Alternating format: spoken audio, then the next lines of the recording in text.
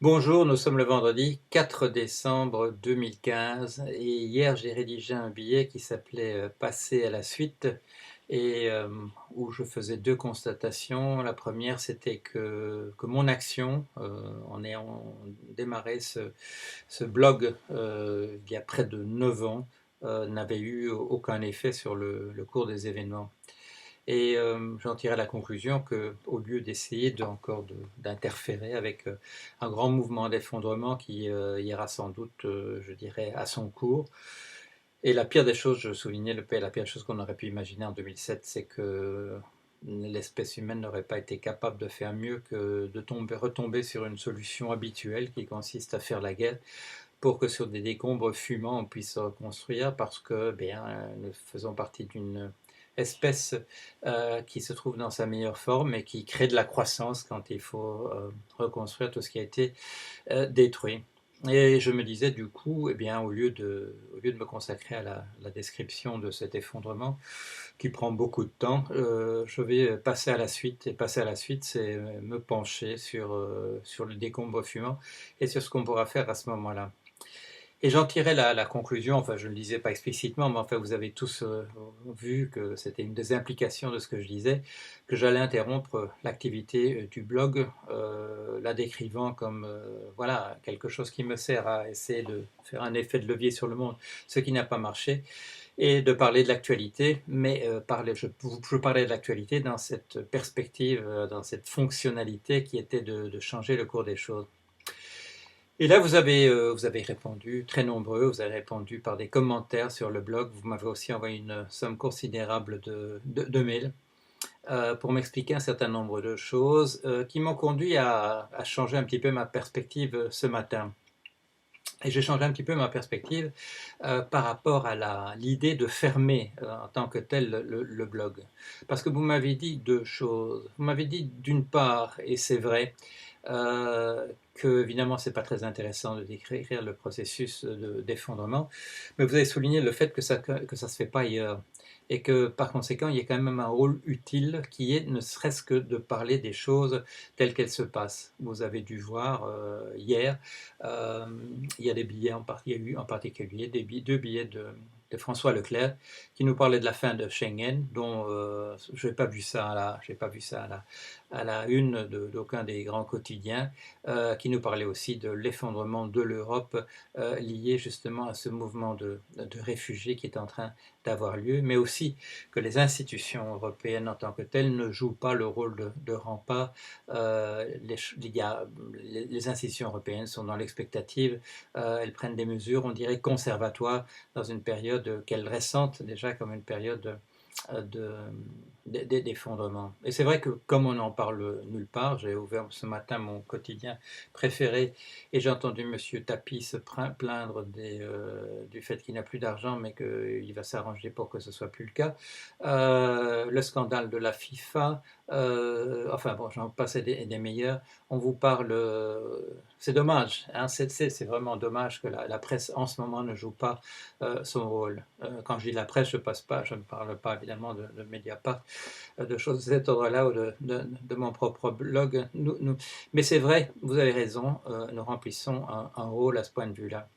Et un autre rôle que vous avez souligné, et c'est une chose dont j'ai tenu compte aussi entre hier et aujourd'hui, c'est que vous dites que ce blog sert quand même de point de ralliement.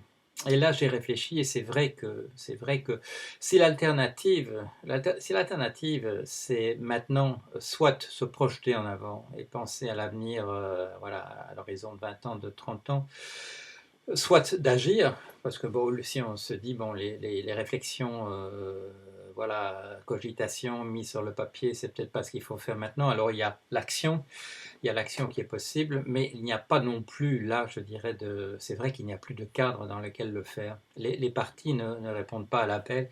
Les partis sont pris dans une logique qui est une logique ancienne, à la limite de l'Antiquité, et qui ne jouent plus leur rôle. On en parlera beaucoup en raison des élections régionales qui se prépare ce week-end, il y a quelque chose là qui est complètement déconnecté, et donc il n'est peut-être pas mauvais non plus qu'il y ait des points de ralliement pour la réflexion qui soient visibles, parce que le blog, ben, il est visible. À certains moments, vous êtes assez peu nombreux à venir, enfin assez peu nombreux, ça se compte quand même toujours en dizaines de milliers de personnes, ce qui est pas mal. Quand ça marche très peu, quand vous êtes beaucoup, bah, c'est en termes de centaines de milliers de personnes. Et c'est vrai, c'est un endroit où on peut venir discuter pour voir où on en est, tant qu'on nous permet bien entendu de le faire. Et espérons que le processus de dégradation de la démocratie qui a lieu très très rapidement autour de nous, quand on utilise, il faut quand même le souligner, même s'il faut en rigoler tellement, je dirais, c'est ahurissant, mais le problème c'est de savoir si on pourra en rigoler longtemps. Quand on passe des lois pour s'en prendre aux terroristes et on arrête aussitôt et qu'on va démolir les choses dans la maison des écologistes, la démocratie est en train de passer à la trappe, je dirais très très rapidement. Les discours sont complètement décalés. Les discours sont complètement décalés. On nous parle de choses alors que c'est pas ça qui est en train de se passer. Et voilà, mais alors un blog comme celui-ci, il permet au moins une chose, c'est de remettre les choses dans leur cadre, de réfléchir à ce qui se passe et à dire non, ces cadres-là sont complètement décalés. Est-ce que vous ne voyez pas que l'inefficacité de ce que vous faites est quand même liée en partie au fait que les cadres sont différents. Alors on pourra dire, oui, mais vous parlez aussi de votre inefficacité. Oui, mais enfin, il y a quand même une différence. Moi, je n'ai pas accès à un levier de pouvoir pour que, je dirais, les idées que j'ai passent dans la réalité. Euh, donc voilà, donc là je vais répondre à votre souci en maintenant le blog. Ce que je vais faire, j'ai déjà pris les contacts hier, je vais déléguer davantage la gestion au jour le jour à d'autres personnes pour que je puisse me consacrer à ce que j'avais dit que j'allais me consacrer. Et là aussi, bon, quand il y a un certain nombre de gens qui ont dit hier, oui, mais c'est du vague à l'âme, oui, c'est parce que c'est l'automne, ben, on est tous comme ça. Non, vous avez quand même vu quand mon petit texte passait à autre chose, il reprenait la conclusion de mes deux livres les plus récents, un qui n'est pas encore paru, qui s'appelle Le dernier qui s'en va, éteint la lumière. Un qui est publié depuis septembre, Pensez tout et l'économie avec Keynes, et ce sont des choses, ben voilà, la conclusion du le dernier qui s'en va, ben elle a été écrite, je ne sais pas, en septembre ou en octobre. Celle du Keynes, elle a été écrite en décembre de l'année dernière ou en janvier. Donc, je veux dire, ce n'est pas des choses qui me sont venues avant-hier dans la soirée. Ce sont des conclusions auxquelles je suis arrivé petit à petit, voilà, au fil des années. Mais pourquoi? Bah, alors, ce qu'il faut peut-être un peu approfondir, c'est pourquoi est-ce que les idées que je développe, on m'a envoyé hier ma notice, une notice en disant voilà, monsieur Jorion, une notice biographique et bibliographique, disant Monsieur Jorion a écrit 7 ouvrages sur le capitalisme, et je regarde, je fais le compte, et puis maintenant on est à 11. Ça va très très vite. J'écris des choses, on peut les lire. Mais ça n'a pas. C'est lu, ben c'est lu, et parfois j'ai le sentiment, parce qu'on me le dit, que c'est lu même en haut lieu, mais ça n'a pas d'impact sur le cours des événements. Alors, ça peut être, les raisons, et c'est pour ça qu'il faut un peu approfondir. La raison, ça peut être c'est parce que j'ai des ennemis extrêmement puissants qui empêchent qu'on parle de mes bouquins, voilà, qui s'arrangent pour qu'à la radio, à la télévision, dans la presse écrite, dans la presse imprimée, on parle ben voilà, des malheurs de Monsieur Tapie plutôt que de parler des choses importantes. C'est un aspect. Mais l'autre aspect, et là c'est la question qu'on me pose toujours, on me dit oui, mais est-ce que vous ne est-ce que vous ne, comment dire, surestimez pas la dimension incompétence, est-ce que vous ne sous-estimez pas l'action, la dimension méchanceté d'un certain nombre de personnes? Et il y a les deux, bien entendu. il y a les deux. Il y a la méchanceté d'un certain nombre de personnes qui ne veulent pas perdre aucun de leurs privilèges, mais il y a aussi quand même des effets de structure. Et ces effets de structure, le problème, surtout quand ce sont des nouvelles structures qui se mettent en place ou des structures anciennes qui sont en train d'entrer en déliquescence, c'est que nous n'avons pas la réflexion qui y correspond. Nous ne conceptualisons pas ces nouvelles structures et nous n'avons pas le vocabulaire, nous n'avons pas le discours pour parler de ce qui est en train de s'effondrer. Or ça, c'est extrêmement important. Je veux dire, ça joue un rôle considérable ce qui est en train de se passer. Et c'est pour ça aussi que là, je dirais que l'action individuelle est difficile à voir, difficile à percevoir, parce qu'il y a justement ces déplacements de grandes plaques tectoniques. Alors, de quoi s'agit-il? Ben, vous le voyez, il y a eu un papier hier de Roberto Boulan qui faisait un petit commentaire sur ce graphique qui nous montre que la concentration de la richesse, bon, ça se passe aux États-Unis, mais enfin, c'est pas tellement différent chez nous, qui montre que voilà, qu'il y avait une époque où les 90% de la population gagnaient quand même le plus gros de l'argent qui était en train d'être créé.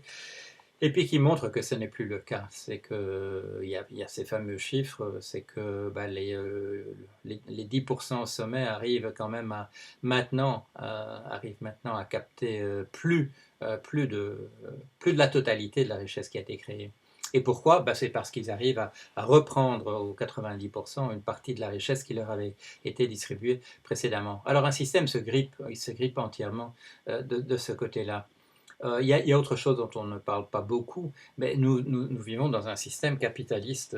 Qu'est-ce que ça veut dire? Ça veut dire que il y a, du fait de la propriété privée, la richesse qui est nécessaire pour la production de choses ne se trouve en général pas à l'endroit où elle devrait être. Il faut l'emprunter, il faut payer des intérêts là-dessus, sur le fait de l'avoir prêté. Et le mécanisme classique, c'est que ces intérêts, ils sont payés sur une partie, c'est une part de la nouvelle richesse créée. Quand il n'y a pas de nouvelle richesse créée, qu'est-ce qu'on fait? Qu'est-ce qu'on fait pour rétribuer le fait que l'argent a été prêté? Eh ben, on ne peut rien faire, on peut rien faire. Si bien que, vous le voyez, on parle de taux d'intérêt négatifs. La Banque Centrale Européenne, hier, est encore descendue davantage dans le paiement négatif. Et le système capitaliste, il ne peut plus fonctionner comme ça. Il est fondé sur le fait qu'il y a des gens qui ont du capital et qu'on va les rétribuer sur le fait de l'avoir prêté, si on le leur emprunte. Les compagnies d'assurance vie, c'est fondé sur le fait que si on place de l'argent, ça va rapporter quelque chose. Quand c'est plus le cas, le système est en train de se déliter. Et en fait, donc ce qui est en train de se passer, c'est véritablement la fin du capitalisme. Et là, je peux quand même mettre un petit peu, je dirais me lancer peut-être quelques fleurs d'avoir publié un livre en 2011 qui s'appelait Le capitalisme à l'agonie. Je crois que c'était bien vu. Le mouvement de la concentration de la richesse et surtout la création de la mise en place de la planche à billets à haut débit aux États-Unis pour remplacer la richesse qui ne se crée plus par des billets de banque qui la représentent sur un mode symbolique, mais ça ne peut pas durer très longtemps. Il y a un délitement total du système capitaliste. Alors il se défend, et vous savez la manière dont il se défend, puisqu'on considère que le travail est un coût dans l'entreprise. Il y a un apport de travail, l'apport de ceux qui y travaillent. Mais comme il est considéré comme un coût au bilan, et que par conséquent, si les coûts augmentent, les profits diminuent, on fait baisser les coûts. C'est-à-dire qu'on met l'accent le plus possible sur les possibilités qu'offre la mécanisation, l'automation, le remplacement de travailleurs manuels par des robots et de travailleurs intellectuels par des logiciels. On se débarrasse du travail. Et donc, il y a de moins en moins de gens qui peuvent vivre de leur travail. Et ce qui accélère encore cette concentration de la richesse. Donc, le système est complètement en bout de course à ce point de vue-là. Je sais, il y a un certain nombre de marxistes qui me disent oui, mais c'est pas comme ça que Marx a décrit la fin du capitalisme. Oui, mais je suis désolé, c'est pas parce que lui l'a pas décrit comme ça que c'est pas en train de se passer. C'est en train de se passer. Et c'est peut-être pour ça aussi, je dirais que les bons conseils que des gens comme moi peuvent donner ne servent à rien. ne servent absolument pas rien, à rien parce que le mouvement de l'effondrement est en train de s'accélérer, le mouvement est en train de se précipiter et par conséquent il n'y a pas grand-chose à faire. Et c'est un petit peu la constatation que je faisais hier et qui est la constatation à laquelle je suis arrivé dans la conclusion de mes deux bouquins les plus récents. Alors, il faut se concentrer sur ce qui arrivera par la suite. Ça ne veut pas dire qu'il ne faut pas parler maintenant de ce qu'on retrouvera à l'arrivée. Euh, Qu'est-ce que je voulais faire? Encore une remarque. Qu'est-ce qui a lancé ce mouvement de concentration de la richesse? On le sait et il faut en tirer les conséquences aussi, hein, puisque je souligne souvent que, comme disait Hegel, on ne tire pas les leçons de l'histoire. Qu'est-ce qui nous a conduit dans la situation où nous sommes?